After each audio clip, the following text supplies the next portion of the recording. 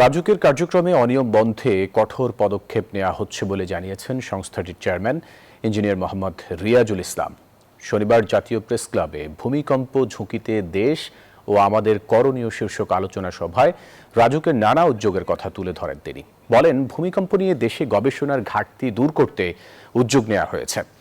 জাপানের মতো ভূমিকম্প প্রবণ দেশগুলোর অভিজ্ঞতা অনুসরণের পরামর্শ দিয়ে রাজুক চেয়ারম্যান বলেন, ভবনের নকশা ও নির্মাণ কাজ যথাযথ হলে উচ্চ ভবন নির্মাণে বাধা নেই। 240 জন ইন্সপেক্টরের মধ্যে এখন এই সব কিছু তো নাই, কিছু সাসপেন্ড, কিছু চাকরিচ্যুত, কিছু এইভাবের মধ্যে আমার এখন 130-135 জনের মতো রানিং আছে। বাকিগুলো থাকবে না যদি আমি সবার বিরুদ্ধে ব্যবস্থা নিতে চাই। This is the situation. But আমি চেষ্টা করতেছি, আমি মোটিভেশনও করি, শাস্তিও দেই, সবকিছু করি। কাজে এটা আপনাদের জানানোর উদ্দেশ্য হলো যে অ্যাকচুয়ালি আমরা বসে নেই।